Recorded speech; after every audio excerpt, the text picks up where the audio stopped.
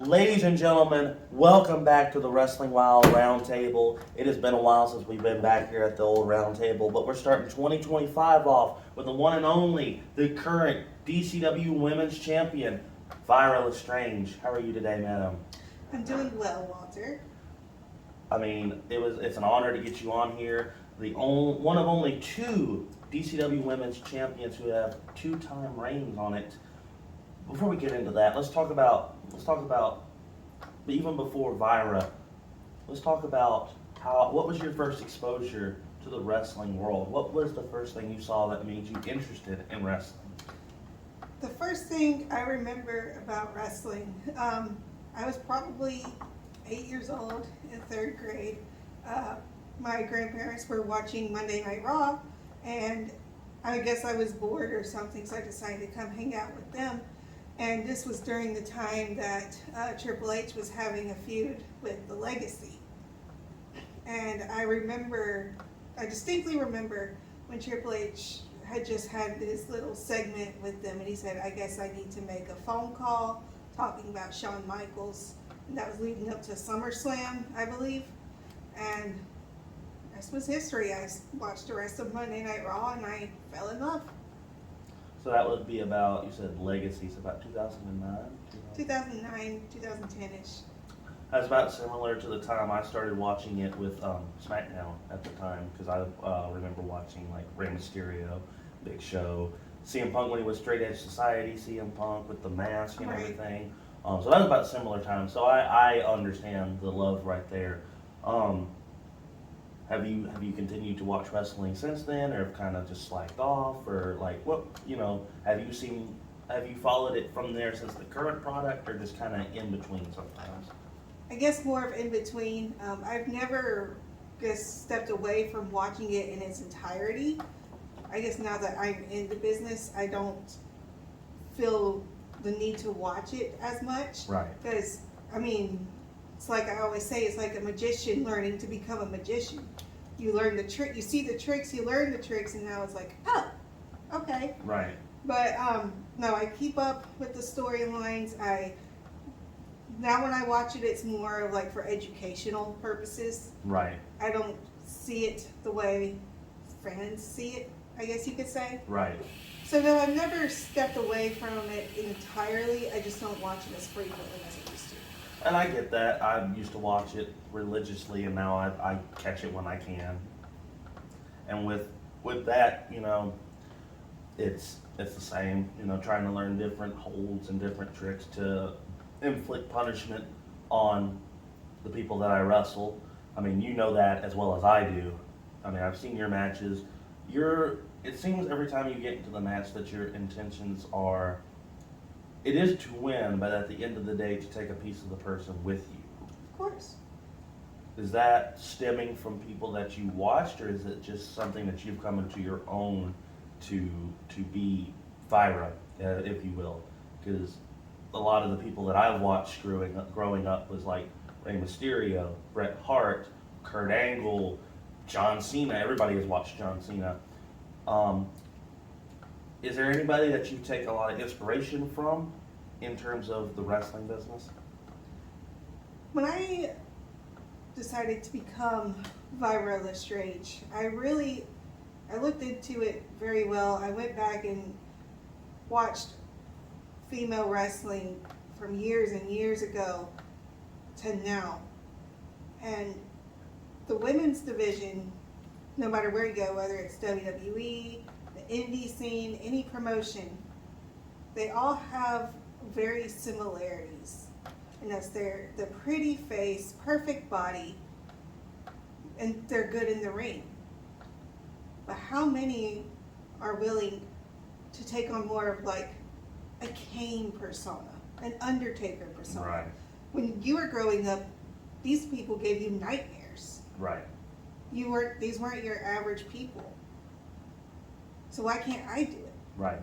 And the only one I can really think of who even was remotely like that back in the day was Luna Vachon, Victoria, I believe. One of the few people that did kind of the, wouldn't say crazy, but not all there kind of thing, like you said with Kane. And now you see it more nowadays than you did back in the day, because like you said, it was a very specific, I guess you would say, streamlined model when it came to women's wrestling. Now you have a lot of different personas of people who are monsters or are almost bodybuilder in type, or have that dark personality, sort of like a Rhea Ripley, or See, I always see like with Nikki Cross doing the whole Sister Abigail gimmick, or Alexa Bliss, how she's continuing Bray Wyatt's legacy, doing her creepy little persona. I love it. Right. We need more of that. We don't need another pretty face. right. And it's not to say that they're not great in the ring yeah. either.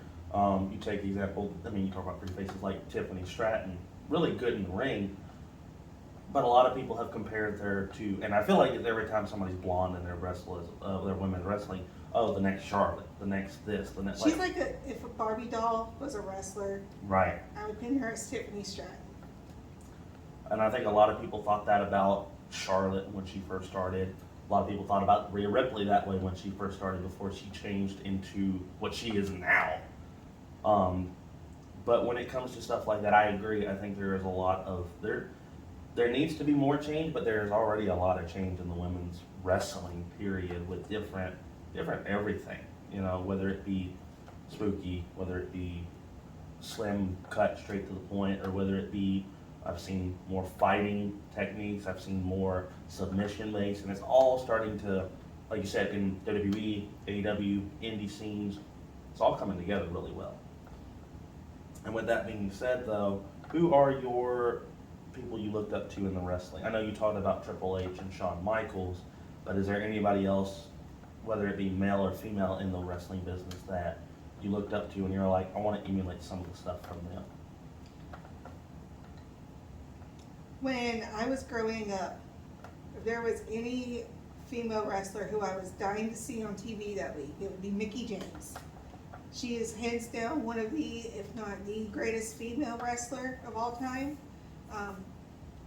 She did things that were really before her time, Right. I believe. How I love the whole storyline and angle she had with Trish Stratus, how she was so majorly obsessed with her. We need more of that. We need to bring stuff like that back, I believe. Yeah, I can see it. In the world that we're in right now, you have to be kind of careful on doing stuff like that, just because of, you know, how everything is perceived. But if done correctly and done in a way, we could. I mean, there's very rarely storylines like that, and I remember going back and watching that feud, and it's probably one of the heated feuds of that time period. Like, and that was rare for that division, the women's division of that time period too. And that was a little bit of the time where people were going to TNA wrestling to watch the knockouts, because they were having like the women's evolution, whatever you want to call it, before WWE even had it. So I definitely can understand and see where that is, and agree, because like there's not a lot of women's divisions that try to. I mean, WWE now is great at doing it. So is NXT, and AEW is doing it too. And I feel like TNA is trying to do it as well, but more, I guess, personal storylines and more, like you said, obsession would be more needed per se. With that being said, how did you start in the wrestling business? What got you, as you say, what got you to the dance? When I was probably 13, 14, my mom had this friend who worked with her, and her husband was one of the greatest wrestlers on the Gulf Coast, Mountain Man, Richard Bailey. Mm-hmm. I was homeschooled, didn't really have a whole lot of friends, and she had a son, and he was a little bit older than me, but she invited me to come hang out with them. Maybe me and him could be friends, because he was in the same boat. He was also homeschooled, didn't never go anywhere, had no friends. So me and him bonded really well. And one night, Mountain Man was hosting training at his house. Right. And he told me to get in the ring. I did. Learned how to take my first bump. And I fell in love with it ever since. I have a very similar story with Richard. God rest his soul. One of the characters of the area, to say the least. just went over, got invited to train at his house, trained at his house, learned my first few wrestling moves and such there, and it was how I got here too. So I mean, Richard is, like I said, a personality, and he has pretty much influenced so many careers throughout the business. It's hard to deny his presence, if you will. His presence is still felt today. From there, where did you go after that? What happened to lead you? Because I know you said you took some time off from wrestling from there. I know you said that just some drama and stuff went on, correct? Right. Just drama. But when did you get? How long were you away from wrestling to train at that point before you got back into it? So I took about a 6-year hiatus, got back into it when I was 20, but the person that I went to train me, we just didn't clash very well. And I personally believe that things happened there that shouldn't have, and it caused me to lose my love for professional wrestling.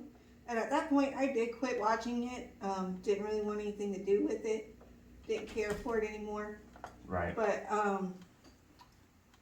I guess a year or two later, the Rainbow Warrior, Josh Payne, he messaged me and said, "Hey, I'm starting up a training facility at my house. You're more than welcome to give it a try." I came to his house one night. We got back into it, and here I am today. Well, before we continue on with that, we're going to take a quick commercial break. We'll be right back with more of the Wrestling Roundtable interviews. Stay tuned.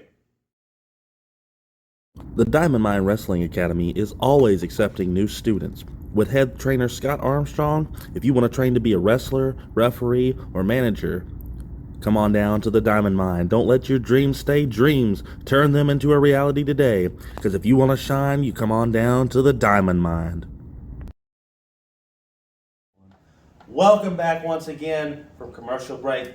Back to the Wrestling Wild Roundtable, where we last left off. We were talking about you went back, came back to wrestling, started back under Rainbow Warrior Josh Payne. How did that start out? Because I know very little about that story in the case of you going back and talking with Josh to get back in the wrestling business, because you were away for 6 years. I feel like there would have been a lot of convincing for you to come back. It was, so what had happened, the story behind it, WWE was doing a live show at the Mobile Civic Center. Mm-hmm. And, you know, they have a little promotion thing where it's like, take a picture, post it on Instagram, we'll post it on our slideshow or whatever. Right. So, you know, I took some pictures with my family. At this point, I still didn't care about wrestling. But my family was like, we want to go, you should come with us. So I was like, to be a good sport, I'll go. Right. So I went, and we ended up having a blast. When, you know, I took those pictures, posted them. What had happened was Josh saw those pictures, and he messaged me, and he was like, was the show any good? Like, yeah, we had fun. And he said, what'd you think? I said, it kind of makes me miss it just a little bit. And he said, well, I'm starting training back up at my house. You're more than welcome to. And at first I was a little hesitant because of everything that had happened in the past. But I went for it, went to his house, got in his ring, ran the ropes, took a bump, just did some very basic day one stuff. And all was well for quite a while. But I eventually ended up being the only student left with him. And you can't really train by yourself like that. Right. So Josh got me to go over to Diamond Championship Wrestling. Now I'm being trained under Scott, Mm-hmm. Josh, Marcel, McDaddy Duds, some of the greatest legends Right. in our area. Couldn't really have it any better. Oh yeah.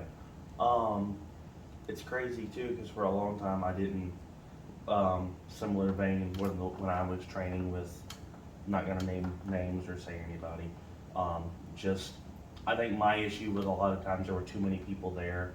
The common phrase people say is too many chiefs, not enough Indians, and that means that there are too many talking and not enough people listening, because I would do a move, And they say, no, that's not how you do it like this. And then the next person, no, do it like, and when you're told 3 different ways, you don't know which one's right. Right. So you get criticized either way. And just lost my luster for it, but I didn't want to leave the business because I knew I had talent in doing stuff like this.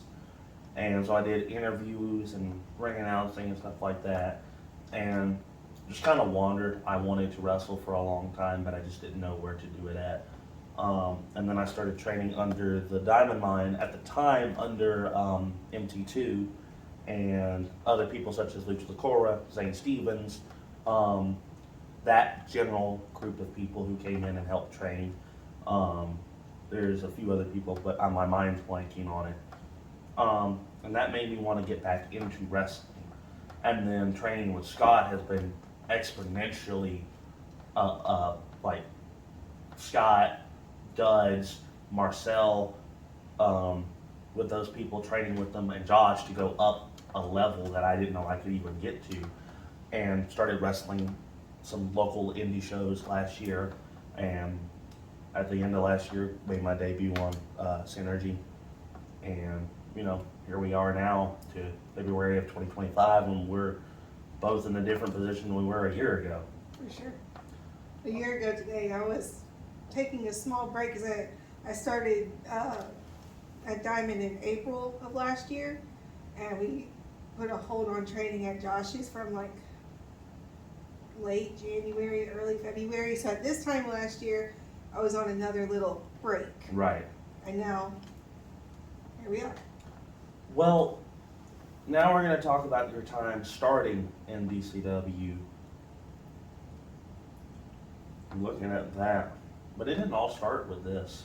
You started in one of the most talked about, one of the most controversial ways to really make your debut in a company, and that was with the Hidden Gems. That was with destroying the ring, slapping Scott Armstrong, and making your presence felt in Diamond. How and why did that all come about? Well, it came about because I had been essentially the only female at training. I was putting in the work time and time again, and nothing was being recognized. And I also noticed that there were 3 other people who were going through something very similar. And that was? That was Brian Baudelaire, Tyler Woods, the Woodsman, and the Iron Cross. So we put together a plan that would shape DCW to its core, and a whole new revolution started. We thought the whole thing through very meticulously, and it paid off. It did, I believe. Like I said, it was talked about for 6 months, and it's still talked about to this day. And I mean, it's one of those moments that is going to be talked about till DCW. I mean, either the sun goes out or DCW goes out, and I feel like the sun's got a better chance of going out before DCW does. But the Hidden Gems also helped you win your first championship as well. I won this because I earned it. The footage says otherwise. Not to say that you didn't earn it, because you did, but you also were helped too. I did what I had to do to take what was rightfully mine. I can agree with that. And you see how it's going for me at the pay-per-view. But now, the second time, Martin controversy again with the Doc Silver. And it's kind of ironic that it happened the way it did, because at one point you had called out the division and called out the management and said that Sid Silver was too focused in the whole Doc and Flex situation. She wasn't a champion. And then it turns around, funnily enough, that the Flex Doc situation helps your situation out with it too. I'm the women's champion because that's the way it was meant to be. Everything else just played out in my favor. I can agree with that. And now leading up towards Mardi Gras Madness, February 15th. From what I've heard, you got to go up against Persia Pierce, correct? Correct. I know you and Persia have had multiple matches against each other. What's going through your mind knowing that you have to face somebody, this time on home turf, for that championship right there? She doesn't have any right to come and challenge me for this. I worked day in and day out to be the women's champion. And she thinks she can just come in and challenge me for it? I don't think so. I've beaten her before, and on Mardi Gras Madness, I'm going to beat her again, and I will remain the DCW Women's Champion. Well, you heard it right here, folks. Before we end this interview, my last question that I always ask everybody is, where can the people find you, and what shows you have coming up in the future? Obviously, Mardi Gras Madness for both of us, February 15th, Bullet Bob Armstrong Memorial Arena on a Saturday this time. But where else can they find you at? After that, my next show will be in Bainbridge, Georgia for Georgia Old School Championship Wrestling, where I'll be going against Jody. Just Jody.